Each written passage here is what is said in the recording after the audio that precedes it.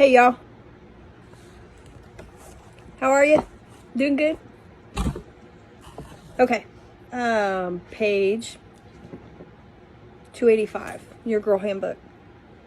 Let's do some more badge work.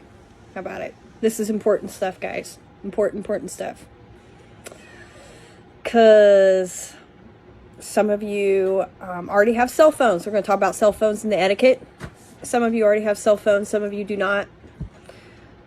And I think it's really important that we understand how to use our cell phones properly in public, especially in public, and the responsibility that goes along with that. If we didn't have cell phones, I'd be talking about the phone on the wall. Some of you have never probably seen that. I remember as a kid, we were attached to our phones, and there was a really long cord that we stretched out around the corner so that mom and dad couldn't hear our conversations with our girlfriends or boyfriends, whatever the case might have been at that time. Anyway, so I had to look this one up because it's been a while. I don't use my cell phone a whole lot, but there are just some basic rules. Don't act the fool. If you're not going to act the fool in public, don't act the fool on the cell phone. That's just 101 right there. Cell phones are great. They keep us in touch with friends and family and can be lifesavers in an emergency. They can also suck your time. Like you get on a game and all of a sudden 3 hours have passed and you got absolutely nothing done and that paper is due tomorrow morning. Don't do that. Easier said than done. I get it. So be aware of where you're at with your cell phone. First of all, let's start here. Be in control of your phone. Otherwise, it will control you.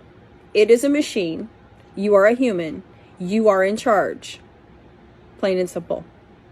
Speak softly. There's no reason to scream. There's no reason to yell. None of that stuff.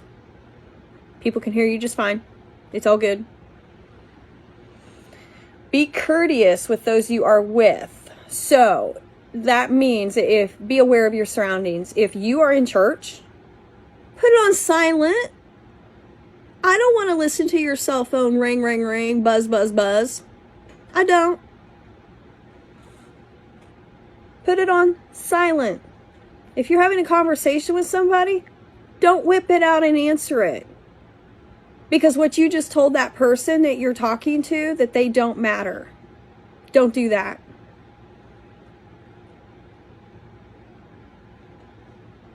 Watch your language. Yeah, watch your language. You should be watching your language anyway. That's what I was saying before.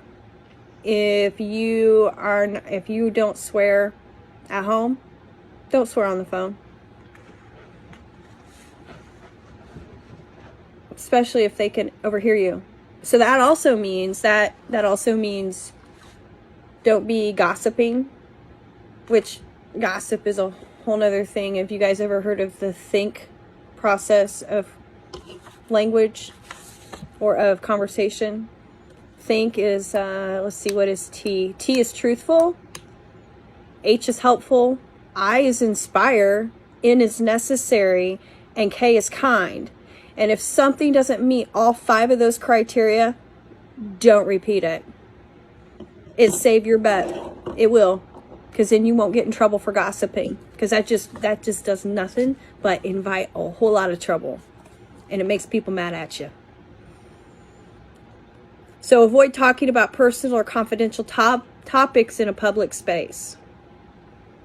Other people don't need to hear. Try to go off somewhere as private as you can if you have to talk about sensitive subjects. Go off somewhere else where you're not going to be as easily overheard. The other thing that you can do if you have to talk about sensitive subjects is that you can opt to text so that nobody can hear you.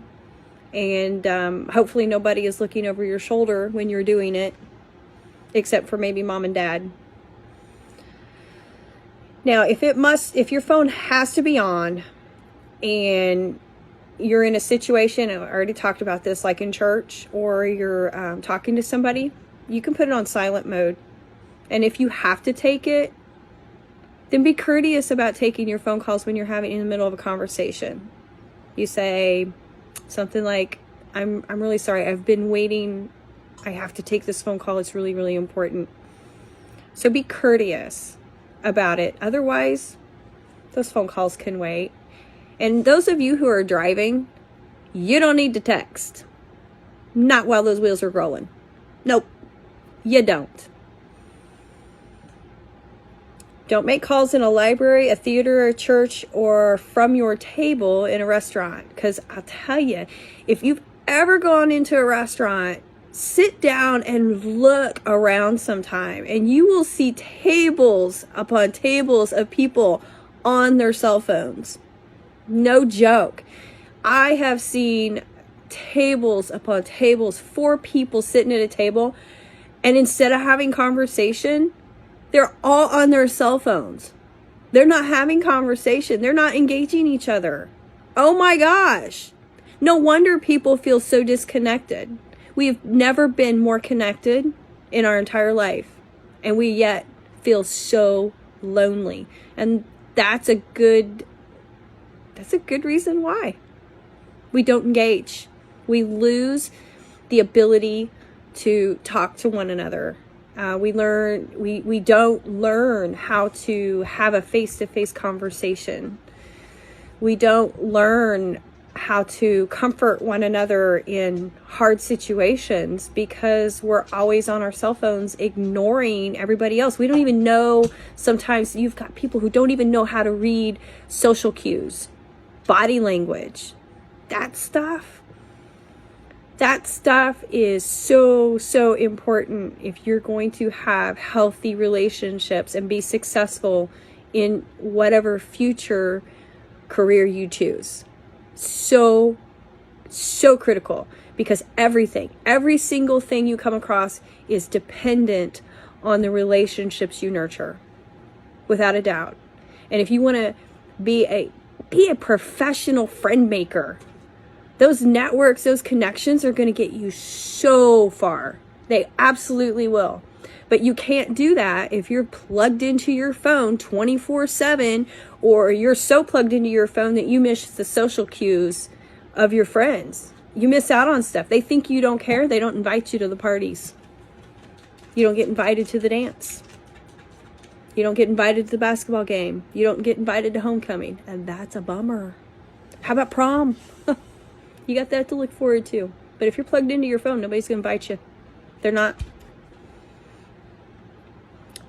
Don't text during class. I would imagine, I don't know, because I have a child who is still in elementary. So she does not have a cell phone and is not going to have a cell phone for quite some time. I don't quite know what the rules are. I know that when my older kids were in school, they did allow cell phones, but they had to stay in their bag. So unless it's an emergency, don't be texting. Don't be texting during your job unless you absolutely have to. Like during a meeting. I have a job where I cannot have my phone. I can, but it is in the back. Because most of you know I'm a UPS driver. So it is in the back of my truck in the bulk area. And we have a policy about distracted driving. In fact, if I get caught on my phone while I'm driving my work truck, it is a $27,000 fine. Yes, $27,000. And that's because I hold a commercial license or a commercial endorsement. But it is expensive. And my company is always honest about distracted driving. They teach on that stuff. Don't do it. They will they will find a place off our company lot, and they will watch drivers as they drive by to see if you are distracted by eating food or talking on your cell phone or whatever the case is. So I always keep my phone in the back of my truck in my bag. And the funny thing is my supervisors get so irritated with me because they can't get a hold of me during the day. And that's okay. I don't need to be on my phone. I check for text messages every few hours, and that's enough when I'm stopped. When I stop to take a break. Now, private information, that can be pulled off your phone, that can be intercepted.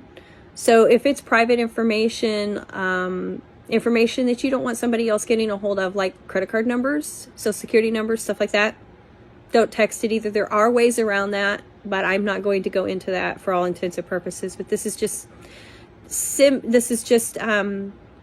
basic cell phone manners from Emily Post, because I went online and found it from Emily Post, the Emily Post Institute. Miss Manners, Miss Etiquette herself, I don't know quite what they call her. And we already covered about driving and using your phone at the same time. So I know most of you are not driving, but I also know that mom and dad do. Or maybe you have an older brother or sister that does. You may remind them not to text and drive if you see them doing it. Don't even answer your cell phone. The phone call can wait. Pull over. It's all good. Take care.